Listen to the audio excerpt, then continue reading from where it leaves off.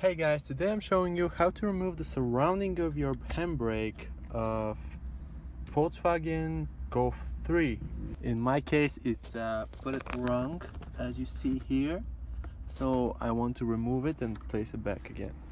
First of all, you just have to remove this thing, and then you can use a screwdriver to remove those two. Got the first,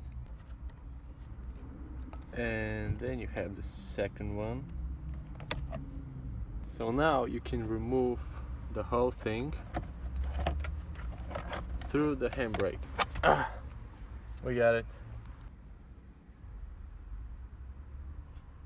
Now you can regulate your brake from here.